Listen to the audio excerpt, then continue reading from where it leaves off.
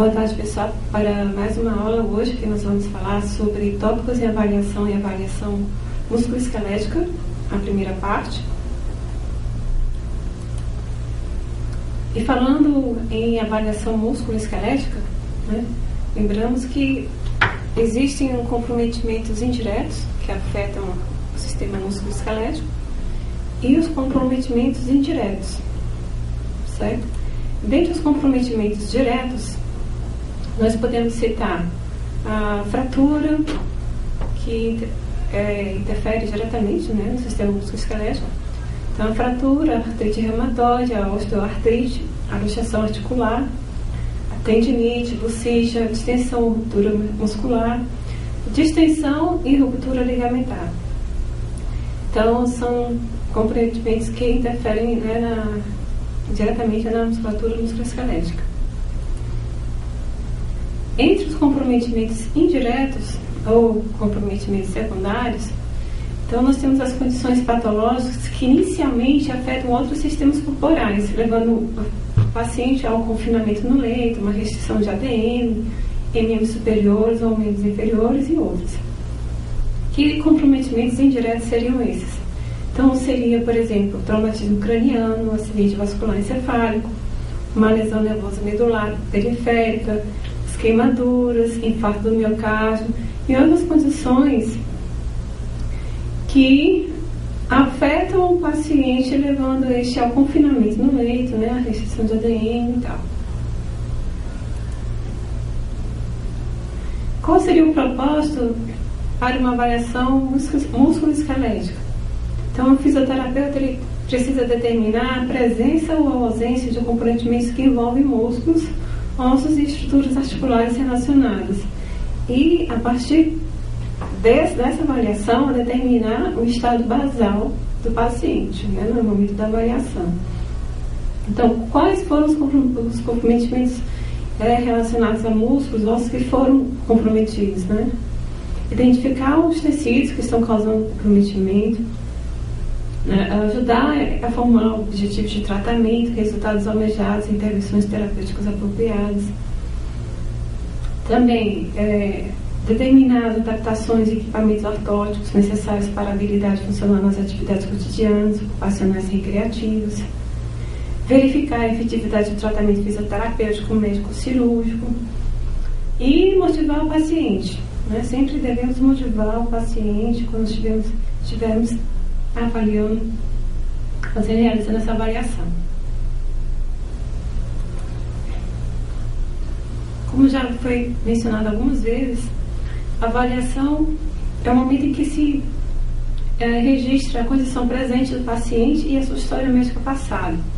E esses registros, os registros médicos, eles podem ser as notas de admissão, as anotações sobre medicamentos, resumos de cirurgias, laudos de imagens corporais, resultados de testes laboratoriais, enfim. Então, no momento que o paciente ambulatorial, por exemplo, ele pode ser encaminhado pelo médico, ou ele pode encaminhar, né? É o autoencaminhamento, ele mesmo procura o serviço ambulatorial. E a partir do momento que ele chega ao ambulatório, né, ele precisa passar por uma anamnese, e de preferência que seja um formulário de anamnese, em que se possa obter várias informações a respeito desse paciente.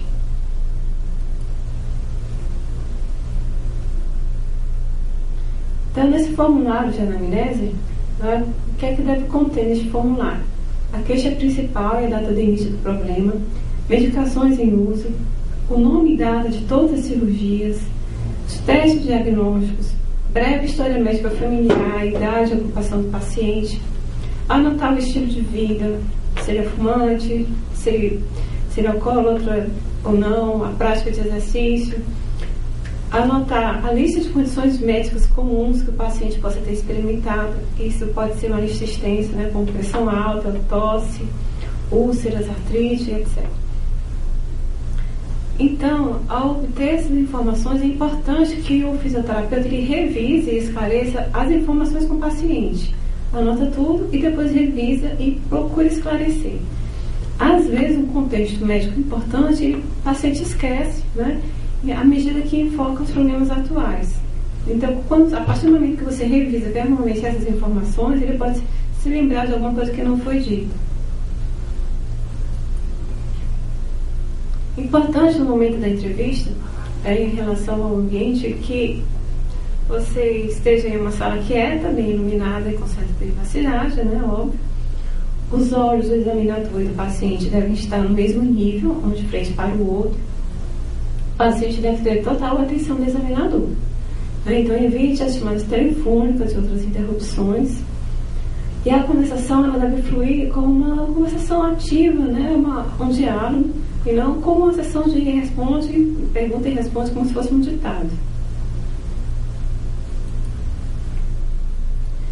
Então, na entrevista, nós iniciamos com uma pergunta inicial, né? Costumeiramente, assim, se pergunta o que lhe trouxe a fisioterapia, né? Você pode perguntar ao vice-prontuário médico que você fraturou o quadril e fez uma cirurgia de reparo ontem, né? Foi isso? Você vai iniciando essa entrevista com perguntas do tipo. Em seguida, prossegue com o surgimento dos sintomas, onde se colhe informações específicas sobre a posição do corpo do paciente no momento do trauma e como foi o mecanismo de lesão. Então, daí você pode perguntar como foi que a dor começou. Em seguida, a localização dos sintomas. Então, você pode colocar um esquema corporal para ajudar na documentação da localização desses sintomas.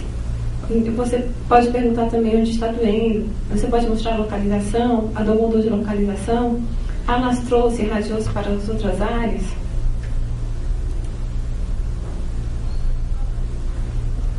E aí vem a qualidade dos sintomas.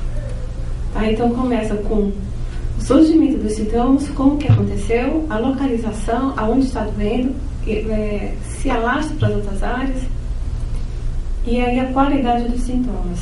E já foi visto, em relação a essa avaliação da dor, que existem algumas escalas, né, entre elas a escala visual analógica, o questionário de McGrew. E aí você pergunta, qual a intensidade da sua dor? Ela é cortejante? Ela é cortante? Ela é latejante? Então, existem algumas características. Uma dor surda e constante, ela está bem relacionada a lesões musculares ou articulares. Uma dor aguda com entorpecimento, com sensação de formigamento, sensação de queimação, ela geralmente está envolvida com lesões no sistema nervoso. Uma dor profunda, latejante ou resfriamento de uma região do corpo está geralmente relacionada a problemas vasculares. Já a fraqueza, a inabilidade com movimentos ou descoordenação está relacionada à disfunção muscular ou envolvimento do sistema nervoso periférico ou central. E aí, o comportamento dos sintomas, né, na sequência. Você deve perguntar, o que faz seus sintomas piorarem ou melhorarem? Né? Então, existem algumas particularidades. Quando a dor é proveniente da síndrome de uso excessivo, né, no caso de uma tendinite, essa dor ela diminui com repouso. Quando a mesma aumenta, né, existe uma rigidez articular osteoartrite. E essa rigidez ela aumenta com repouso, então estamos diante de um quadro de uma osteoartrite. Então, os sintomas que não variam com a mudança na atividade nem com a posição do corpo, aí, atenção, se deve a lesões musculoesqueléticas. E, de fato, são sinal de alerta a condições mais sérias, tais como tumores que ocupam espaços e patologias envolvendo órgãos internos. Então, com frequência, os pacientes relatarão que nada ajuda a melhorar a dor. Então, atenção com esse tipo de dor, que não melhora nem com repouso, né? E nada melhora, atenção, que isso pode ser um sinal para condições mais sérias, né? Como tumores.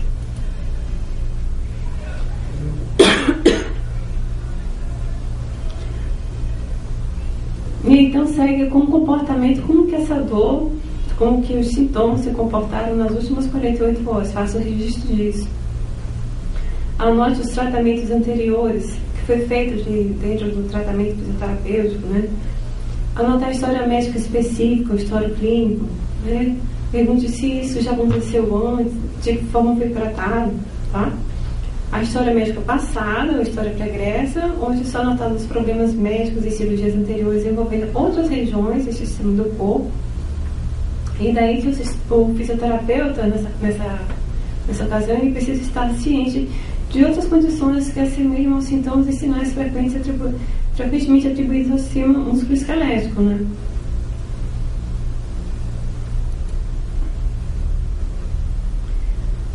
Quanto aos medicamentos, o fisioterapeuta deve saber que o uso de medicamentos analgésicos anti-inflamatórios eles podem reduzir o nível dos sintomas durante a avaliação. Tá? E que as mudanças no uso desses medicamentos podem tornar difícil a avaliação dos efeitos no tratamento da fisioterapia.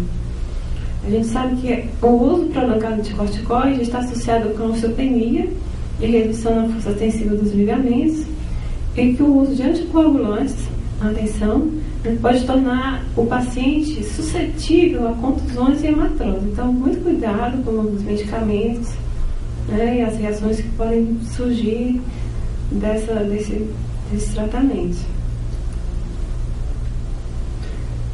Anotar a história ocupacional, recreativa e social é muito importante, e incluir também o estado funcional do paciente. Então, você pergunta que tipo de trabalho você faz dentro e fora de casa.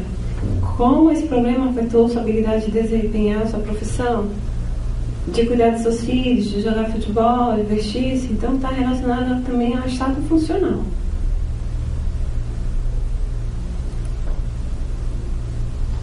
E nós podemos também meio que quantificar o estado funcional, como que esses sintomas interferem na história ocupacional, recreativa e social do paciente. Então, ou seja,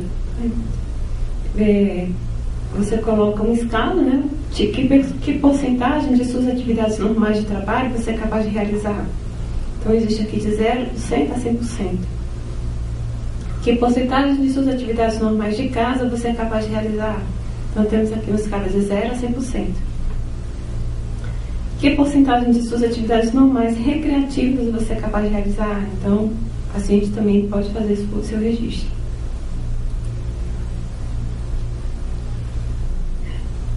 Em seguida, é importante você ver com o paciente o que ele espera do tratamento, né? Então, estipular os objetivos de tratamento do paciente, previsando o tempo de recuperação. Você pode colocar as seguintes perguntas: que resultado você espera dessa terapia? Quando você espera retornar para casa, ou para o trabalho, voltar a jogar futebol? Então, converse sobre os objetivos do tratamento do paciente. Porque, como já foi dito antes em aulas anteriores, nem sempre o nosso objetivo é o objetivo do paciente. Então, é preciso colocar isso diante dele e o que ele espera desse tratamento, né? A questão final. Com tudo isso for colocado, você faz essa pergunta, né? Se tem mais alguma coisa que você deseja me dizer, que precisa ser esclarecido, que você não me entendeu, certo?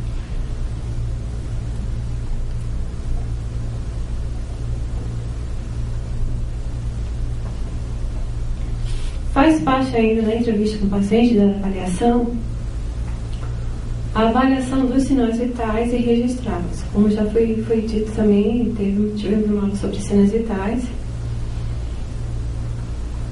E se você observa ali no registro, no prontuário, né, que houve um comprometimento do sistema cardiovascular, né, ou que alguma coisa sugere um comprometimento do sistema cardiovascular, o fisioterapeuta deve verificar a frequência cardíaca, a pressão arterial, a frequência respiratória antes de começar qualquer procedimento de avaliação. Também, no momento que o paciente estiver saindo da cama pela primeira vez após um repouso prolongado no leito ou uma cirurgia recente, também deve ter os sinais vitais verificados antes de qualquer procedimento, para estabelecer a função basal antes do movimento.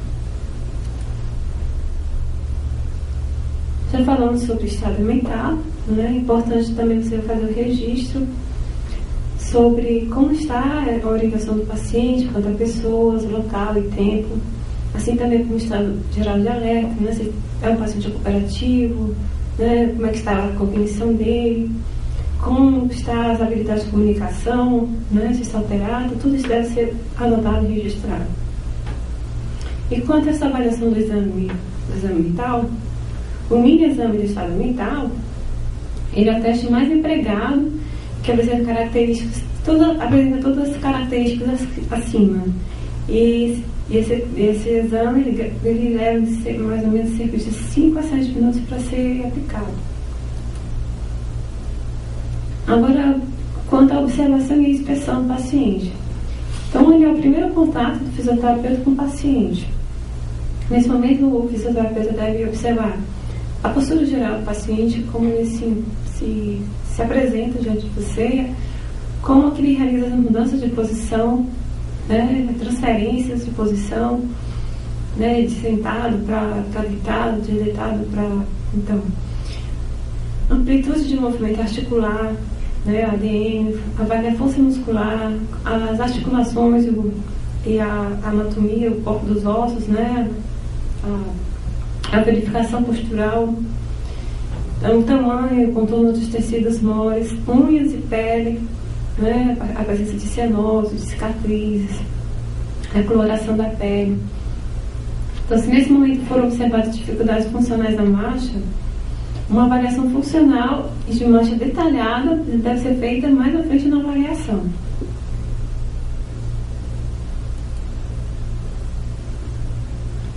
Então, foi feita a inspeção, né? Aqui a inspeção, a observação, e aí passa a seguir a palpação, né? Que ela deve ser integrada à inspeção, à observação, ou após esse momento, né? E ela deve preceder os procedimentos de testagem. As estruturas na superfície anterior, elas devem ser palpadas antes de se começar a palpar as estruturas da superfície posterior. Outro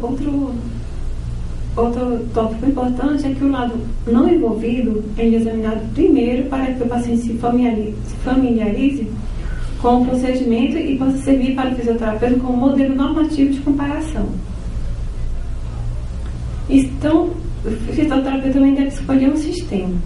Tá? Então, procure palpar, seguir uma sequência, palpar estruturas superiores para as inferiores, ou das mediais para as laterais, ou das superiores para as inferiores, e sempre a partir de uma linha articular. Então, você deve seguir uma ordem, uma organização, né, do sistema.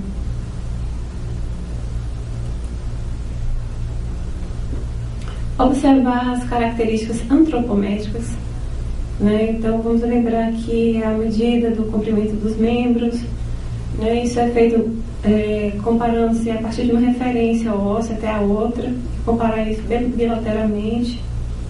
E aí nós sabemos que o comprimento da perna, né, é medido através a partir da espinha anterosuperior até o madelo medial ou lateral. A medida da circunferência, geralmente utilizamos para ajudar a quantificar a infusão articular, o edema, ou hipertrofia, ou atrofia muscular.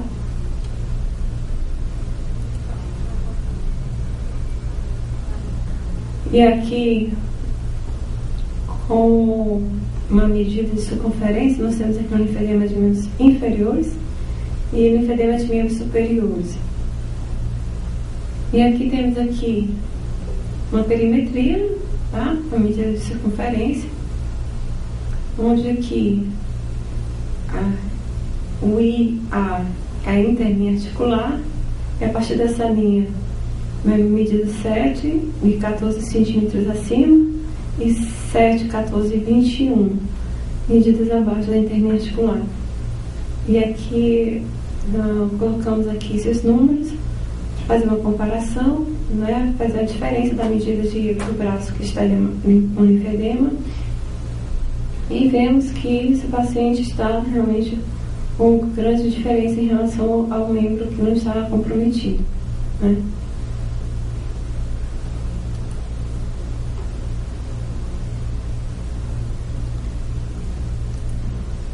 Avaliamos também, dentro da avaliação musculoesquelética, a amplitude de movimento ativa. Então, nesse teste da amplitude de movimento ativa, a ADNA, ele é realizado um movimento voluntário do paciente de musculação sem assistência do paciente. É um movimento voluntário sem assistência.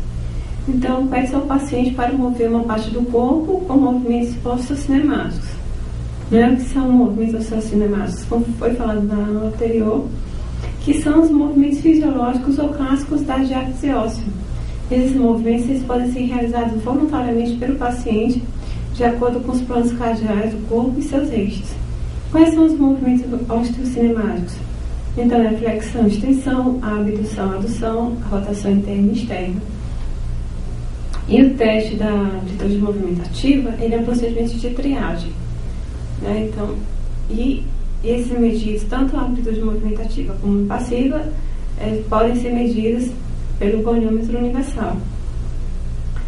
Existem alguns fatores que podem causar limitação na ADN ativa, né? E esses são as retrações de cápsula, de ligamentos, músculos de tecidos moles, anormalidade da superfície articular e fraqueza muscular.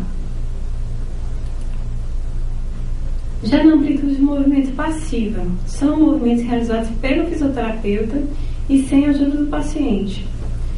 Nesse caso, nesses testes, normalmente a amplitude de movimento passivo é um pouco maior do que na ADN ativa, porque as articulações elas têm uma pequena quantidade de movimento no final dessa amplitude que não fica sob controle voluntário. Né? E a amplitude de movimento passivo também pode ser medida pelo goniômetro. Existem também fatores que podem causar limitação no ADN passivo, né? Ou seja, as anormalidades nos ossos ou articulações, ou a retração dessas estruturas, né? Podem causar essas limitações. Como é o fisioterapeuta quem provê a força necessária para realizar a ADN passiva, né? Não no paciente, então a ADN passiva, diferentemente da ativa, ela não depende da força muscular e nem da coordenação do paciente. Isso é importante ser lembrado.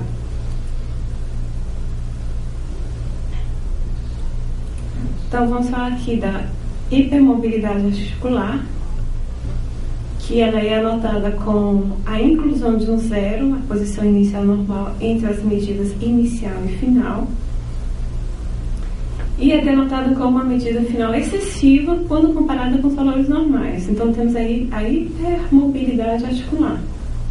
Já na hipomobilidade articular, é uma ADM que não começa com zero, ou ela termina prematuramente, né?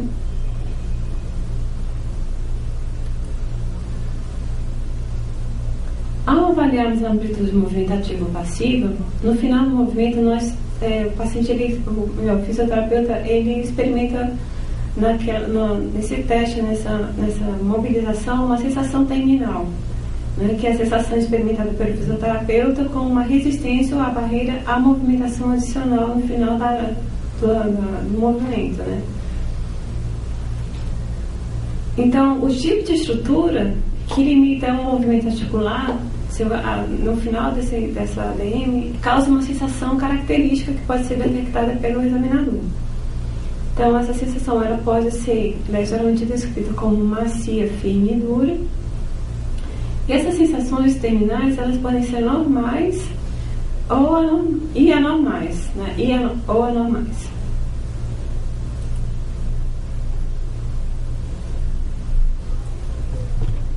Então, temos aqui a sensação macia. É quando se experimenta um aumento gradual na resistência à medida que o músculo, pele e tecidos subcutâneos são comprimidos entre as partes do corpo. Uma sensação firme é quando se tem um aumento mais abrupto da resistência quando comparado com a sensação terminal macia. As estruturas se alongam ou seguem valores variáveis, que depende da barreira que há no final do movimento da articulação. A sensação dura é uma sensação abrupta, né? Sente-se uma interrupção imediata do movimento, como quando o osso faz contato com o osso.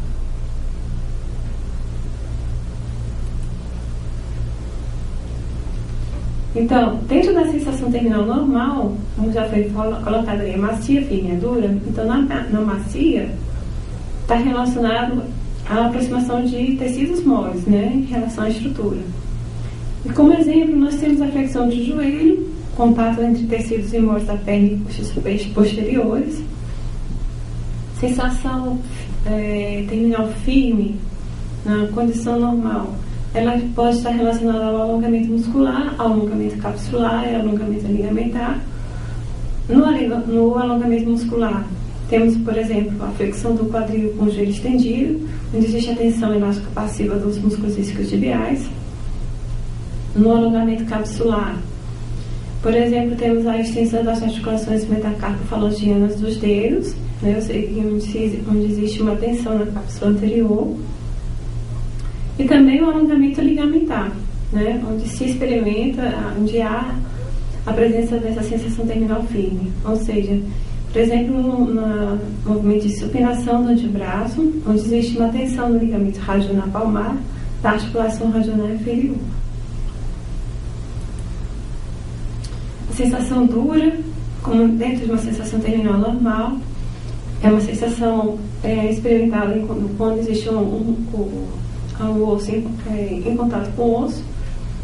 E temos exemplo da extensão do cotovelo, onde há o contato entre o olecrum da unha e a cavidade olecrum do húmero.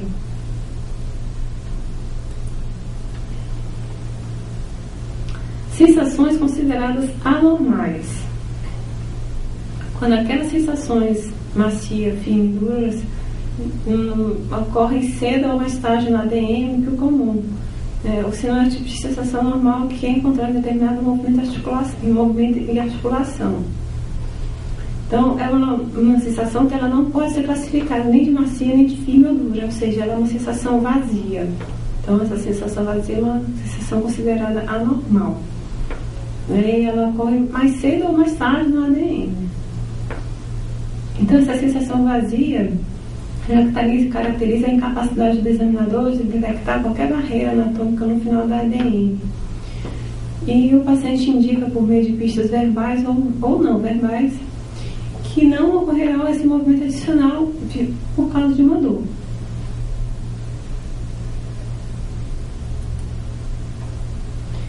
Então, aqui, caracterizando as sensação terminal anormal, no caso da macia, ela ocorre mais cedo ou mais tarde na ADM do que o usual, ou também em uma articulação que normalmente tem uma sensação terminal firme ou dura, e existe a sensação da estrutura estar atolada, geralmente observada em edema de tecidos ou na sinovite. Já na sensação terminal firme, quando ela está anormal, ela ocorre mais cedo ou mais tarde na ADM do que o usual, ou também em uma articulação que normalmente tem uma sensação terminal macia ou dura, e pode ser observada na posição de um tônus muscular aumentado, encurtamento capsular, muscular, ligamentar.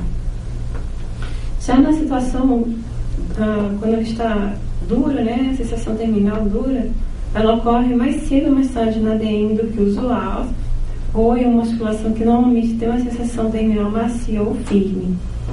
Então, é aquela sensação onde sente-se o osso raspando ou sentindo assim um bloqueio ósseo. Então, essa sensação ela está presente na condromalásia, na osteoartrite, ou em corpos soltos, assim, na articulação, também na miosite ossificante e nas fraturas.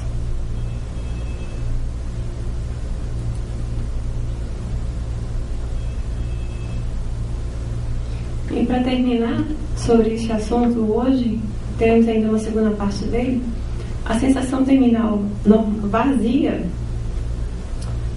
anormal, vazia. Então ela é quando não se observa, não se consegue caracterizar nenhuma sensação terminal real, porque a dor ela impede que se alcance o final da ADM.